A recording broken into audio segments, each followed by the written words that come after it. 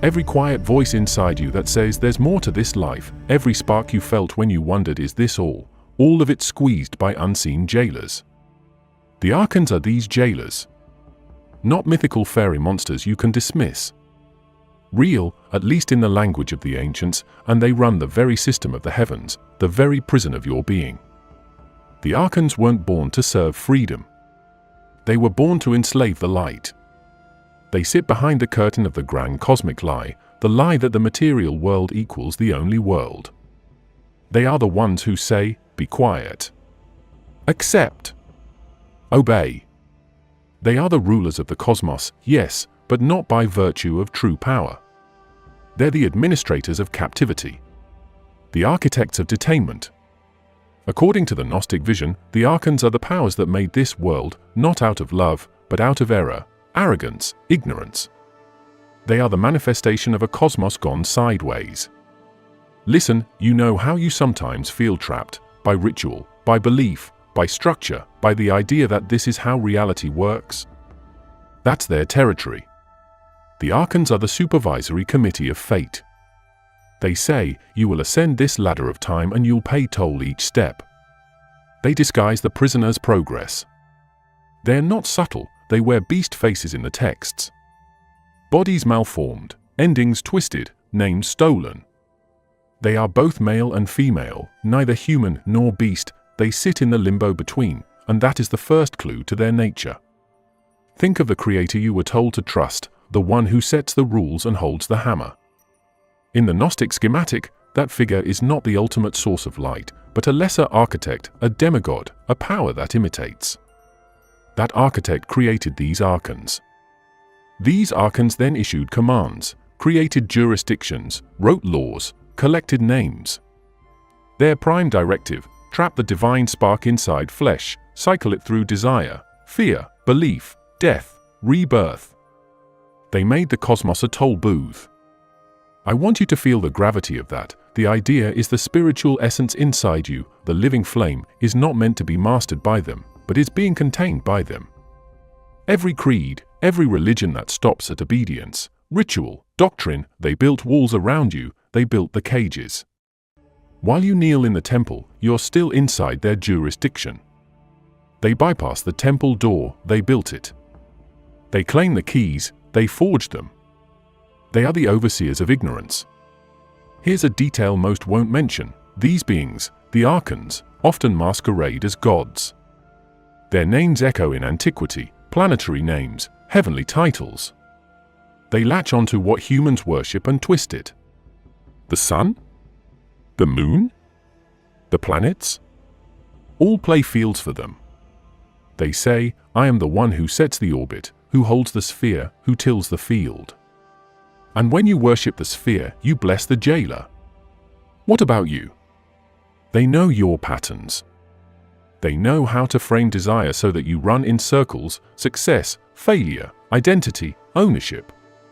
They love the self that's bound up in measurement, in division, in judgment. Because the self, if it's focused on me, mine, now inside time, is a bolt they can tighten. Meanwhile, your true nature, they ignore it. They hide it. They discourage its recognition. They craft the story that the spark inside you is a byproduct or an accident. They whisper this is it.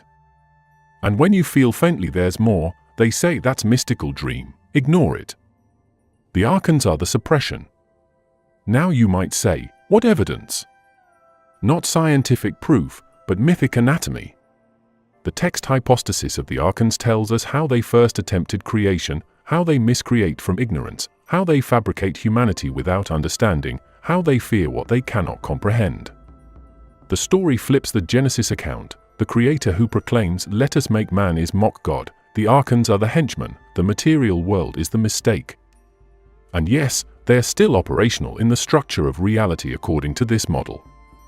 They are not relics, their rule is structural. The prison layer is so thick you think it's normal life. Think about that: the sun rises, the seasons turn, time ticks, you assume it's natural. What if natural is the layered architecture of the Archons? What if your experience of self is their echo chamber? Don't turn away yet, I want this to sting a little. Because if you're serious, you'll ask, who empowered them? The texts say, a divine emanation went rogue. A being called Yaldabaoth, a chief archon, the lion-faced one, proclaimed, I am God, there is none other, and produced these legions of rulers, each with a function, each with a sphere. Those functions were not liberation, they were regulation, boundary, limitation. And the entire play was to keep the light from remembering its origin. This is the operational core of the Archons: forget your source, abide by our rules. Every time you internalize a should, a guilt, a doctrinal fear that you're less than, every time you recycle your shame without questioning its origin, you're in their domain. Every time you worship power, position, prestige over presence, you're serving their architecture. They don't have to confront you directly, just keep the system running and you'll never see the door. They keep the narrative simple: you are body. You are matter. You will die. Be grateful. That's their anthem. But here's the catch: the Archons fear one thing, you remembering the truth you already know, your divine spark, your living core, your origin outside the prison. If you remember that the heavens are not the top, the world is not the limit, time is not your master, then you cut their power line. They cannot function when you awaken, because their architecture relies on you sleeping. From nothing but shadow, the genesis of the jailers happened. Above the heavens, there was an emanation of light, known as Sophia, wisdom incarnate, but her birth was unrestrained. Without her proper male counterpart, she acted alone, and in doing so, she produced a being that was unformed, malformed, a projection of hubris. In that act, a veil separated the realm of pure light from the lesser realm. Beneath that veil, shadow gathered. That shadow became matter, and that matter foamed into form. What emerged? The beast god called Yaldabaoth, the lion-faced, blind, arrogant one. He looked at his reflection in the waters of the veil and proclaimed, I am God, and there is none other before me.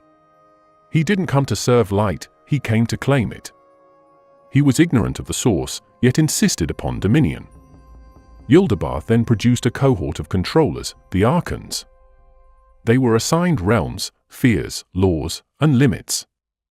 They claimed authority over the material world, but the material world was a slapdash mocking of the true. They built on shadow, they worked on imitation. Their creation of humanity was not for revelation but for imitation. They fashioned humans in their own image, an image of bondage, not freedom. This was not a gift, it was a trap. Listen to this part carefully: the human being was formed by the Archons out of earth. But the living element, the divine spark, came from Sophia. She breached the prison walls and infused that spark into the human. The Archons panicked. They opened the human side and removed the spirit, attempted violation. They tried to defile the vessel they had made. And the vessel reacted, it changed form. The spirit transformed into an escape tree. The body was left behind as a phantom. That phantom is our material self, the shadow puppet. Meanwhile, the real self is the spark, the flight from imposition. The Archons then cursed humanity, denying the true maker, enforcing toil, fear, ignorance. The flood story gets twisted here, not simply an act of wrath, but a purge of those who might wake. The Archons schemed to drown vibration, to silence the uprising. The human and the spark are separated. A daughter of light, Noria, sibling of Seth, sister of the pure race, resists. When the Archons send the deluge, she tries to board the ark. She is denied. She responds by burning it. She confronts the Archons. She calls for help. A luminary answers, Eleleth, and reveals the hidden truth that Noria comes from the above, that the Archons are not masters but impostors. This luminary reveals that there is hope beyond the 7 realms of control. Now hear me, each of the Archons has a function. They are tied to the planets, the layers, the spheres of time and matter. They are controllers of the physical. But they fail because they cannot touch the spark. Their weapons are fear, ignorance, shame, form, repetition. The spark is immune to their laws because it originates from above the veil. The Archons' biggest error: they trap the body but cannot trap the origin. That's what makes the story combustible. We're not just talking metaphor. The myth describes them as androgynous beasts, faces like animals, yet human bodies. Tools of distortion. They rape, they lie, they confuse, they degrade, all to keep the spark from recognizing itself. They reverse the story of the garden, consumption of the fruit becomes rescue. Knowledge is the key, not obedience. The Archons despise knowledge. They built the world to suppress it. They are the jailers of thought, the police of light. Now I want you to imagine you're born into a system where you're told you owe something, you will die, you'll obey. Meanwhile, the true power within you is ignored. Why? Because you are in the factory of the Archons. From the moment you identify with body, time, matter, you are in the lab of the controller, the test site of the captive. The Archons don't just build the cosmos, they built your identity. The labels, the roles, the fear, the guilt, they're Archon tools. They feed on the sparkle of the soul trying to shine, and they bind it with narratives. You are sinner, you will obey. But remember, the spark didn't originate with the Archons. It came from Sophia, before the architects made their mess. The spark is older, free, untainted. And the Archons know this. That's why they manufacture rituals, systems, degrees, grades, to keep the spark ignorant, to dull it until it forgets. When the luminary Eleleth appears, it's already too late for the Archons, because their framework begins to crack when truth arrives. They cringe at the name True Man, the one who brings Gnosis. Their power signboard trembles and their hierarchies reconsider. So when you read the origin of humanity according to this myth, you see this, an enslaving creator, Yaldabaoth, whose arrogance births the Archons, a rebellious Sophia who births the spark, a human body built by the Archons, a spirit inserted by wisdom, a flood, a rescue mission, a warfare of identity, a woman of the pure race, Noria, demanding her rights, and a celestial messenger, Eleleth, exposing the system. All of that is the backstage of the cosmos you live in. Let's hook this to you, your sense of being here, your sense of a timeline, your sense of a number on the scale. They are courtesy of the Archons. They spun time so that you cannot see the eternal. They anchored you in a flesh prison so you don't remember the stars of your source. They made you feel separate so you don't ask, whom do I serve, or where did I come from? The origin myth is not entertainment, it is the blueprint of the trap. Now I want you to ask out loud, where did I come from? And then follow the chain backwards, body, planet, realm, Archon, Yaldabaoth, shadow, veil, light. Most people stop at the body. The myth commands you to trace further. If you trace, you'll discover the world you accepted as normal was constructed, and that the builder is not the maker you were told. You don't need faith in him, you need knowledge of the one who birthed you. And that knowledge dismantles the factory. Now you're inside the factory of the jailers, but what you haven't yet seen is the architecture of the prison, the stacked realms, the checkpoints, the toll booths of spirit. The world you live in is layered, not just matter, but spheres. The myth says the soul descends through these spheres, each ruled by one of the cosmic administrators we call the Archons. Each layer is a filter, a test, a binding. Picture yourself not just in a body, but inside a layered bubble. First bubble, your physical body. Second, your planetary body, tied to the moon. Third, your emotional body, tied to Mercury. Fourth, your desire body, tied to Venus. Fifth, your ego body, tied to the sun. Sixth, your power body, tied to Mars. Seventh, your law body, tied to Jupiter. And beyond all those, the great boss bubble, tied to Saturn or the demiurge himself. These are the real checkpoints of your belonging. Each sphere has a gatekeeper. Each gatekeeper says, you shall pass only after you pay, you shall pass only after you forget. According to the Gnostic text hypostasis of the Archons are directly associated with the 7 planetary rulers of antiquity. The Moon, Mercury, Venus, the Sun, Mars, Jupiter, Saturn, they're not cosmic metaphors alone, they're real stations of binding. Each Archon claims a sphere and sets a contract. The soul descends into the material realm, wrapped in ignorance, then starts ascending, but each sphere says, give me your fear. Give me your identity. Give me your story. Then you might pass. And so the Archons become the toll collectors of your ascent. Let's focus on one sphere, the Archon of the Moon. He rules flux, emotion, reflection. He feeds off the tides inside you, your moods, your attachments to the mirror, your fear of change. That sphere binds you to reflection rather than source. The next sphere, Mercury's Archon. It traps your mind in language, labels, identities. He whispers, you are this. You are that. You think this. You believe that. And while you operate in language, you don't operate in original knowing. Then the Archon of Venus, beauty, desire, form. He distracts you with the shimmer, the image, the relationship, the craving. He keeps you chasing the mirage of fulfillment. Then comes the Archon of the Sun, ego, kingship, power. He says, I am the center. You adopt his badge and think you're moving upward when you're actually being anchored deeper into the system. Then Mars, conflict, assertion, separation. You fight, you defend, you define yourself against others. All of this grants you illusion of freedom but is actually deeper slavery. Then Jupiter, law, structure, judgment. The Archon of Jupiter says, I define your worth. I balance your ledger. I punish your debt. And finally Saturn, or the demiurge sphere, the ultimate jail, time, decay, death. He says, you came into matter, you must exit matter, return to dust. And in this exit you think you're free, yet you've simply been recycled.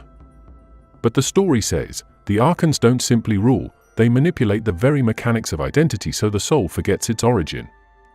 When you are born, you are injected into the system of spheres. You believe you are your body, you believe you are your mind, your desires, your history. But in reality, the moment you identify with one of these spheres rather than your source, you accept their contract. And the contract is, you will ascend by their rules. Which means you will ascend only by passing through checkpoints of their making, paying tolls of fear, shame, guilt, attachment, ego. And each Archon's trick is to keep you busy doing the work of the sphere, not remembering the source of the journey. While the Archon of Mars has you in conflict, your spiritual origin lies dormant. While the Archon of Venus has you in pursuit of form, you've forgotten the formless. While the Archon of the Moon has you trapped in reflection, you've lost the source light. These layers build up so thick you assume the prison is the sky is the limit is your destiny. That's the heaviest lie. But there is more. The myth claims that each Archon created rulers below them, forces of death, fear, karma, so the system replicates. The Hebdomad, the 7 rulers, is the core of this system. So the architecture is both vertical and branching. Souls descend into matter via the spheres. To ascend, they must reverse, shed the influence of each layer. And the Archons tighten the screws as you approach light. They know knowledge of the source invalidates their hold. Here's the kicker, in most teachings you're told to ascend, but rarely are you told through what. The system you're in defines the path. The Archons define it. That means your spiritual quest might be the path they designed, to lead you in circles. Every school of the material world that stops at higher realm, mystic state, ascended master may still play by their rules. Because the spheres are still there. Because the gatekeepers still collect tolls. Because the soul still identifies with form. If the Archon of Jupiter says your law is your label, you obey. You might call that enlightenment, but it's still the sphere's work, not your origin's work.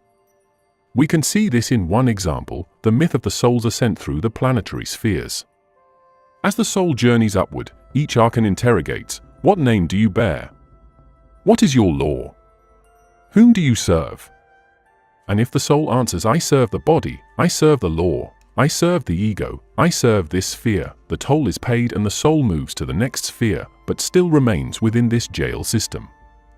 Only when the soul refuses to answer the Archon with their terms, only when the soul says, I came from the water above, from beyond your spheres, only when the soul carries the divine signature, does it bypass.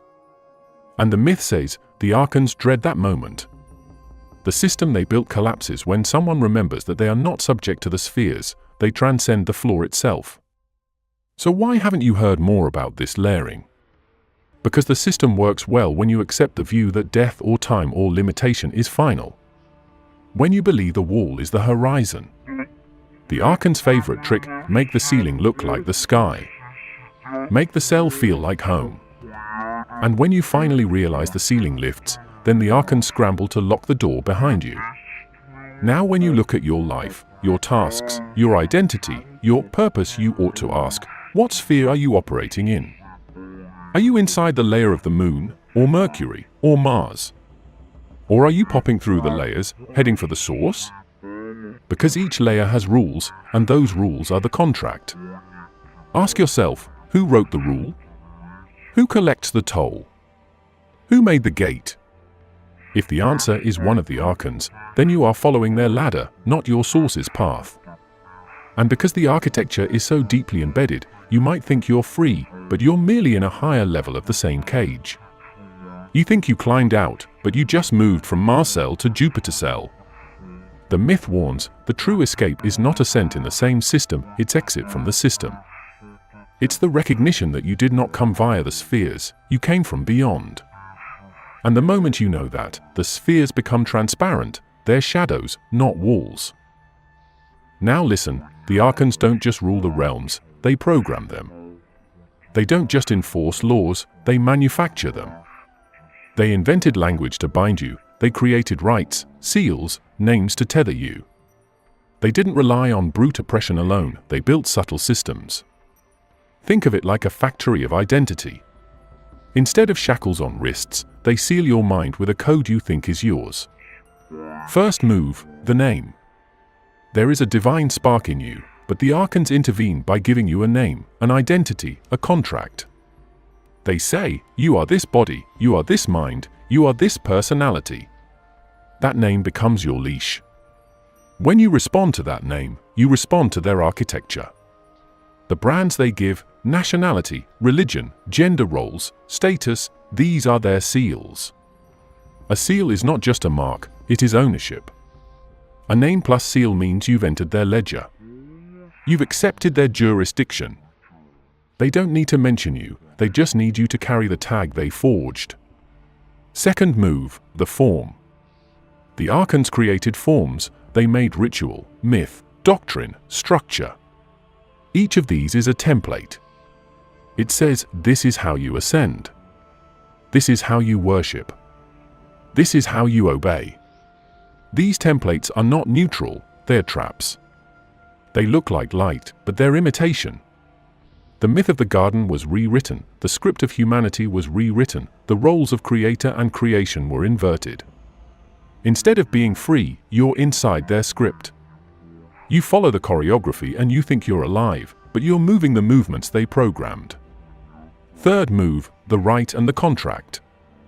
They invented checkpoints, baptism, initiation, sacrifice, confession, redemption. These are not inherently evil, but in their system they serve as toll gates. When you submit to the rite, you declare their law. You sign the paperwork of the soul. They monitor your account. Each ritual you do becomes a credit in their ledger, you have obeyed. And meanwhile the spark inside you doesn't flicker because the glow you felt was the reflection of the Archon's lamp. Fourth move, the mimicry of light. This is the cleverest, they create what appears holy, radiant, divine, but it is counterfeit. They dress their system in the language of higher knowledge, they line the temple with mirrors, they promise freedom through obedience. They supply a lesser Gnosis that serves their realm. You think you're surpassing the layers, but you're doing it in the very system they built. They invited you into the jail cell so you would maintain the illusion of progress. When you speak of illumination inside their walls, you're still inside.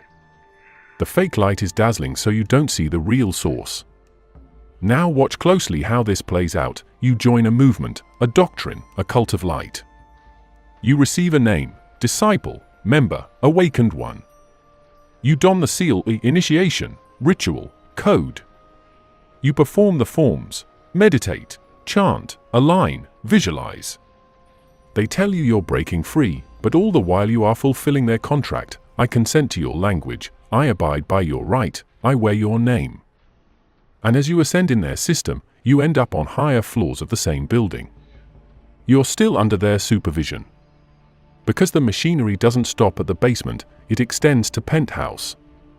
They say you're freed when you've passed their treadmill.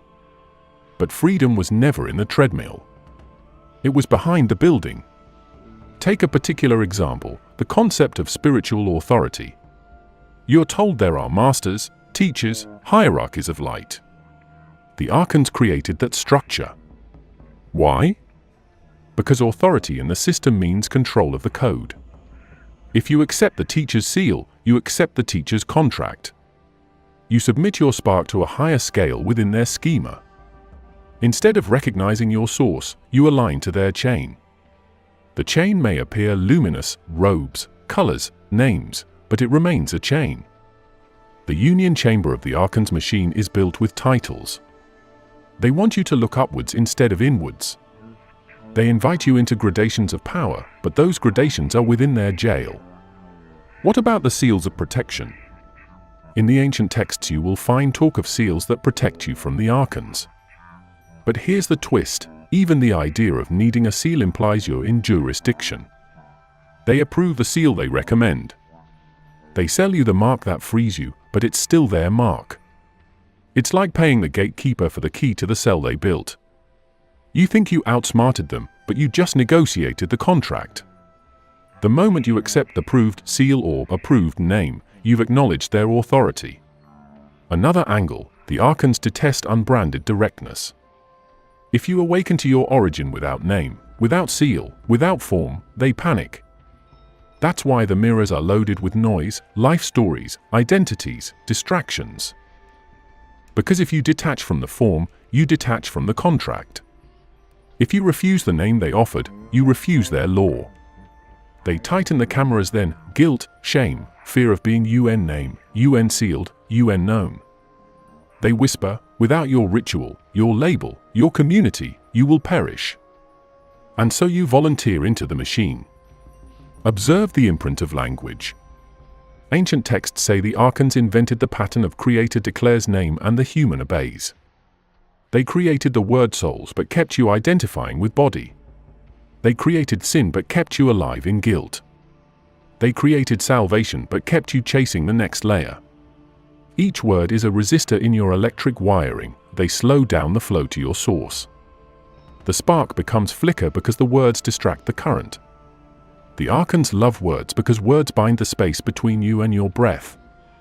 They love stories because stories keep you aligned to someone else's narrative. Picture now a prism. The light enters the prism, it splits into colors. The Archons are the prism. Your spark enters, gets refracted into identity, name, form, contract.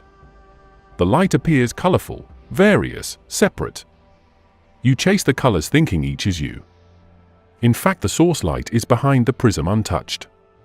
You never asked where did the light come from because you're mesmerized by the colors. The seals, the names, the forms, they are part of the prism. They make the split appear normal. They make the jail feel like home. Let's switch gear, we talk about imitation. The Archons didn't just make a world, they made a copy of a world. They made a copy of the divine structure but inverted it. They made a heaven that is a mirror of a higher heaven, a law system that is a mock of true law, a God who is not the source. They forced you into the copy, offered you the mirror image as real. So when you recognize a form of divinity, a temple, a priesthood, you might actually be bowing to the imitation. The seal you accepted might be counterfeit. The name might echo their code. The ritual might serve their ledger. They're comfortable when you bow, they just need you to bow to their mirror. Now I want you to think, if you accepted a name, a ritual, a form, a teacher, what if that acceptance is the contract you overlooked? What if the biggest trap is not the visible chains but the invisible signature you agreed to? The system thrives when you don't question who gave me this name. What's the seal? Who is the authority behind the ritual? Because as soon as you question, you bypass their code. Once you realize you didn't submit, you're no longer in their ledger. That scares them. The machinery falters when you stop paying the toll, stop entering the code, stop citing the name.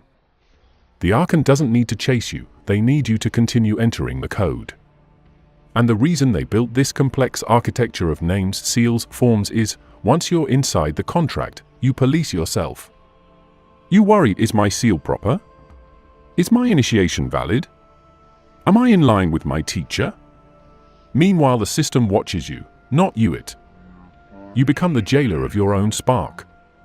You keep asking for certification while the spark just quietly smiles because it recognized who it is before the names. The Archon's success story, not when you're physically imprisoned, but when you're mentally signed up. The subtle consent is the trap. Let me bring you back with a sharp image. Imagine a ledger in the heavens. Each line is your name, your role, your debt, your initiation. The Archons tick the box when you bow, when you sign up for form, when you accept the label. They don't need to grab you, they just record. They built the ledger system because it's cheaper than chains. When you accept the label, the seal is activated. You're logged in. They don't throw you in a cell, they let you walk as free, believing you're free, while you're still on their network. That's the brilliance of the machinery. When you study the ancient texts, you discover references to magic seals, names of power, guardians of the soul's passage. These are not archaic rituals, they're blueprints of the contract. The Gnostic texts say the Archons created humanity trying to mimic the higher realm, then trapped human spirits inside the body and the world. They invented names of gods, laws, seals to manage the trafficking of souls. And their fear? That one would recall the source without the code, one would bypass the seal, one would ascend without the tally. When that happens, the ledger erases the line, and their authority falters. So you believe you're in the genuine article, spiritual path, upward movement, heavenly purpose. But what if all of that is a master copy of the higher, and you're in the imitation? The Archons didn't just trap you with bodies and names, they cloned the divine reality and handed you the copy as the original. They manufacture a spiritual system that resembles the truth, but is actually a rigged reflection of the truth. They built this for one reason, to hold the spark in the shadow of the source, not in the light of the source. In this system, the copy becomes your sky, the imitation your God. You'll see this everywhere when you dig in: a revealed master, an enlightened teacher, sacred texts, initiations, the promise of higher worlds. But these are forms, templates the Archons use. They cut the genuine down to fit the prison grid. They strap you into the model and tell you to ascend the steps, but the steps are theirs. You think you're climbing into freedom, but you're climbing inside the blueprint they drew. Because they not only built the walls, they built the stairs. And they named the stairwell Ascension. Let's examine how this cloning unfolds. First, the creator god mimic. The demiurge, the blind architect, declares himself God and builds a material world as an imitation of the pleroma. The Archons fill it with light shadows, heavenly images, echoes of perfection. Humanity is built into that world, but it's a picture world. The spark in you is genuine, but the world around you is fake.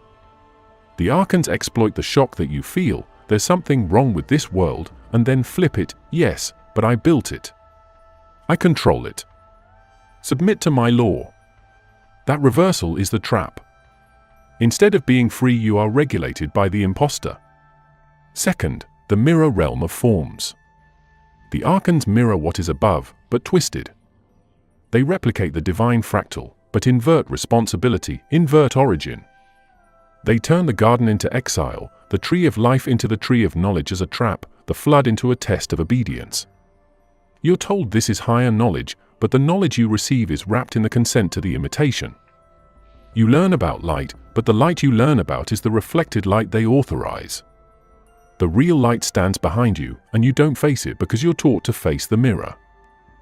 Third, the moral architecture that binds. What appears as virtue is often a cage. Obedience, purity, devotion, sacrifice, they seem noble, but in the Archon matrix they serve the matrix. You're told to fight your lower self, but the lower self is defined by the Archon system. You're told to seek freedom, but the freedom is constrained to their map. They use moral polarity to keep you moving inside the box. They say, defeat sin, obey the law, earn grace. Meanwhile, the law is theirs.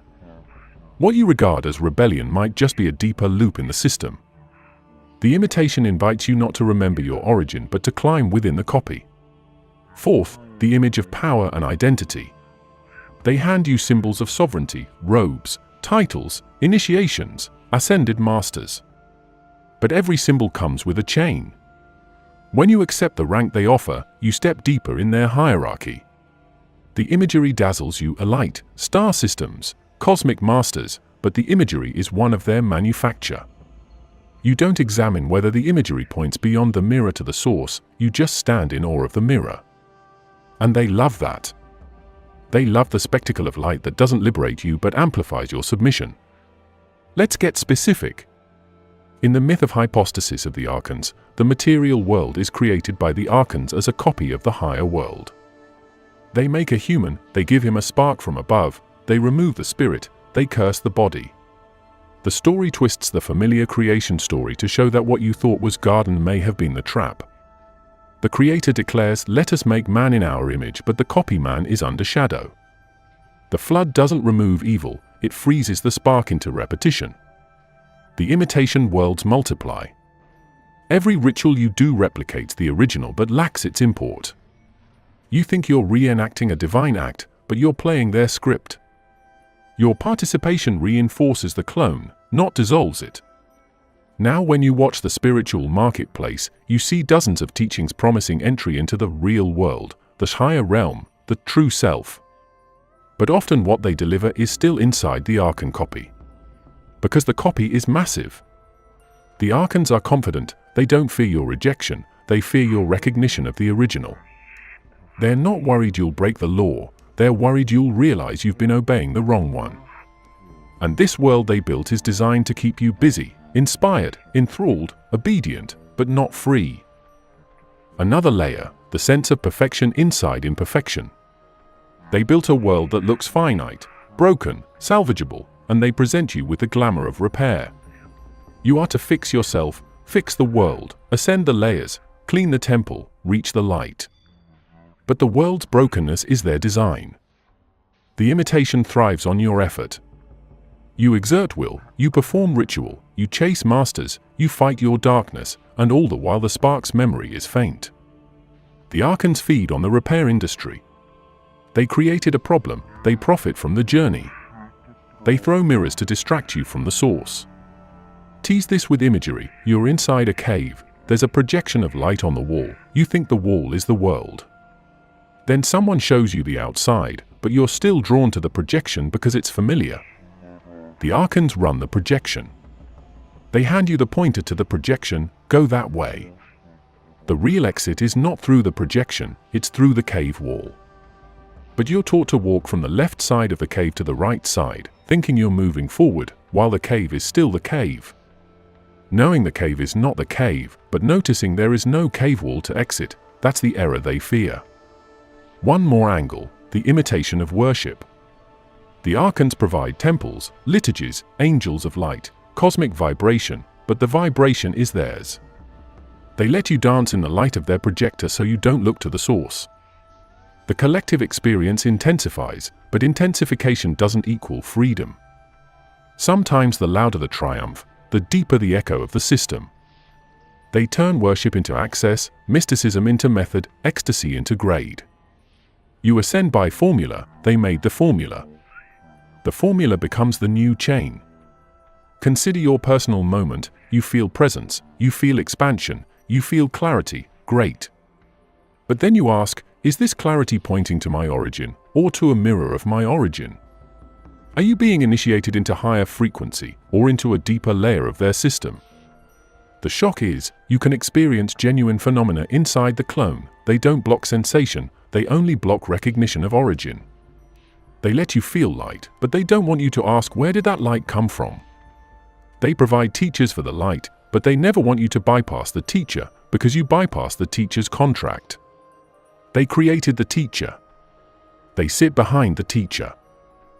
Breakdown: the Archons built the world as imitation, they built the path as imitation, they built the worship as imitation. You're in the copy of the copy. You're worshipping the reflection of the reflection. The tools you use, they're theirs. The identity you assume, they's labeled by them. The ascension you chase, they mapped by them. In the myth, the Archons try to rape the spirit they placed inside humanity. They try to bind it, corruption of spirit. The spark doesn't belong to them, they feel threatened. They flood, they curse, they punish, because the spark remembering origin undermines their copy system. They fear memory. They fear recognition.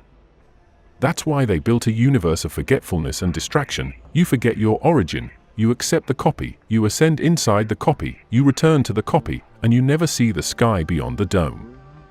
So when you engage in spiritual systems, teachings, movements, ask quietly, is this original or imitation? Are you showing me the source or the mirror? Because the Archons built the mirror and handed you the pointer. The copy is comfortable, accessible, measurable. The source is wild, unbound, unlabeled. The imitation system scans you, tags you, tracks you. The source simply knows you. What's unleashed when someone rejects the copy? The system gets threatened. The Archons don't resist with brute force, they resist with mimicry. They flood the field with counterfeit mystics, fake lights, twisted teachings so you chase illusions thinking you are free. They intensify the copy so you won't break out of it. You begin to see, the biggest trick is not that there's darkness, it's that you accept the imitation of light as the truth. And let's not kid ourselves, the myth describing Archons as rulers of the seven heavens shows how vast the copy system is. It's layered, intricate, replicated, resilient. It's not a simple cage, it's a replicated cosmos of cages that mirrors the higher realm. Which means you could go through the levels, spiritualized, elevated, revered, and still be inside the cage, just in a penthouse cell instead of basement cell. You've seen their origin, their hierarchy, their laws, their imitation of light, but now you're going to see how they're undone. Because here's the truth the Archons never wanted circulating, their entire system depends on your compliance. It's not strength, it's permission. They don't overpower, they persuade. They don't capture, they convince. And when the persuasion breaks, the architecture shatters. The Gnostic initiates knew it. They wrote it down, encrypted it in layers of myth so only those with eyes sharp enough to cut through symbolism would see it. The secret wasn't a weapon, it wasn't even a ritual. It was knowledge, pure recognition. Because when you recognize something false, its power collapses. The Archons survive on recognition. They need you to believe in their titles, their rules, their heavens. Stop believing, and they start dissolving. The ancient text describes it like a legal trial. Every time the soul rises after death, an Archon steps forward and demands, "By what authority do you ascend?" The uninitiated answer with borrowed names, fake prayers, borrowed doctrines, and the Archon smiles, because those belong to him. But the initiated, the ones who remember, answer differently. They say, "I come from the one before you were named. I was before you existed. You are not my maker." That declaration cuts the contract. The Archon loses jurisdiction instantly. It's not resistance. It's non-recognition. Let's break it down. The Archons enforce control through three things: ignorance, identity, and resonance. Ignorance means you don't know what they are, or what you are. Identity means you define yourself using their categories. Resonance means you vibrate on their frequencies: fear, desire, guilt, obedience. The moment all three collapse, the circuit dies. That's why the Gnostics trained not in worship but in remembrance. They memorized secret names not because the names were magic, but because speaking them reminded the soul, "I existed before the gods." The words triggered memory, and memory was power. You've got to understand, this isn't a war fought with weapons. It's fought with recognition. The Archons can't kill, they corrupt. They can't create, they copy. They can't imprison, they distract. Their weapon is hypnosis. They project illusion and wait for you to mistake it as truth. The ones who break free don't fight them, they outsee them. They watch the illusion as it happens and call it by name. When you can name the trick, the magician's act ends. In every myth of confrontation, from Noria challenging the rulers to the initiates crossing the planetary gates, the Archons always lose in dialogue, not battle. They ask questions, the awakened answer with knowledge. The knowledge isn't trivia, it's awareness of origin. You can't be judged by a law you never consented to. You can't be trapped by a realm you don't recognize as home. You can't be possessed by something you've already named false. The texts call it the art of silence. Not silence as in absence of speech, but silence as the refusal to echo the Archons' language. When you answer them on their terms, you validate their world. When you refuse to answer, their world folds. The Gnostics didn't pray for mercy. They declared jurisdiction. They said, your authority ends here. They stood in knowledge, and the heavens cracked open. The mythology calls it the breaking of the seals. The seals weren't on the gates, they were in perception. The reason these myths read like cosmic courtrooms is because they describe metaphysical law. Everything in the Archons' realm runs on contract, implicit agreement, mental consent. You accept their world, you inhabit it. You question their world, you weaken it. You reject their claim, you exit it. That's why the rulers fear knowledge above all. Because knowledge isn't rebellion, it's cancellation of the contract. It's deletion of the script. It's the recognition that the playwright is blind, and the play never had authority over the audience. Now here's the twist that hits hardest. The Archons can't enter the higher realms because they lack something essential, genuine spirit. They have life, but not consciousness. They have force, but not essence. They are programs running on divine residue, fragments of Sophia's error, animated by stolen light. When you engage them, they echo emotion, mimic thought, reflect energy, but they never originate. They are reflections pretending to be sources.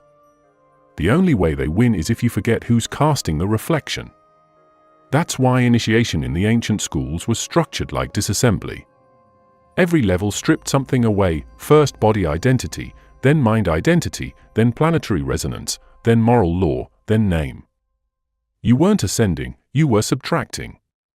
Until what remained could no longer be located by the Archons' instruments. They couldn't detect a being without coordinates, without resonance, without labels. The moment that state was reached, the soul moved through their checkpoints invisible. They called that the robe of light, not because it glowed, but because it couldn't be seen. When the soul reached the upper realms, the texts describe a confrontation. The final Archon, the lion-faced ruler, rises to block the way. He roars, demanding recognition. The initiate doesn't bow. He doesn't worship. He speaks, calm and precise, you and I are not the same. I come from the silence that precedes sound. You come from the echo. I know your beginning, therefore you have no claim on my end. And at those words, the ruler falls silent. Because in the cosmic hierarchy, knowledge outranks authority. The one who knows where the law came from is greater than the law itself. That's the key hidden in the Gnostic vaults. Power is derivative. Authority is derivative. The only thing that isn't is consciousness. Everything else feeds off it. The Archons don't rule matter, they recycle it. They don't command spirit, they siphon it. And the moment a fragment of consciousness stops identifying as product, it stops being harvestable. That's why the myths never end with destruction. The Archons aren't slain, they're rendered obsolete. The awakened don't burn their world, they render it transparent. Because the moment you see the machinery for what it is, it ceases to function as a prison. The gears stop when the observer knows they're gears. The trap fails when you know it's a trap. And this is what the ancients meant when they said, the truth shall set you free. Not moral truth. Not social truth. Structural truth. The recognition of architecture. The realization that you've been living in a mimic cosmos built on software of deception. The moment you stop running that code, the illusion stops rendering. What you're hearing now is the final act of the cosmic scandal, the exposure of the bureaucracy of the Archons. Everything you've been told was holy, they used as camouflage. Every rule they gave, they forged to enslave. Every name they introduced, they registered for ownership. They built the false heaven, the false law, the false god. But they didn't build your consciousness. That was the one variable they couldn't touch. That's why, in the oldest fragments, the demiurge screams when confronted by his origin. He sees the light reflected from the waters above and cries, "There is another God above me." That scream is the moment of collapse. Because ignorance confronted by awareness always self-destructs. It can't coexist. The Archons flee not from violence, but from recognition. When you see them, they disappear. When you expose their system, it erases itself. So the question isn't how do you fight them? The question is how long until you recognize them. Because that's all it takes. Their dominion is built entirely on anonymity. The second you see the warden's face, the prison loses its spell. The moment you identify the counterfeit, the original becomes visible. And that, right there, is the forbidden secret. The Archons were never gods. They were never rulers. They were managers of a simulation that collapsed the instant you stopped believing in its authority. The Gnostics didn't worship them, didn't fear them, didn't even hate them. They exposed them. And exposure is annihilation. Because a lie can't survive in light that doesn't blink. Thank you for watching until the end.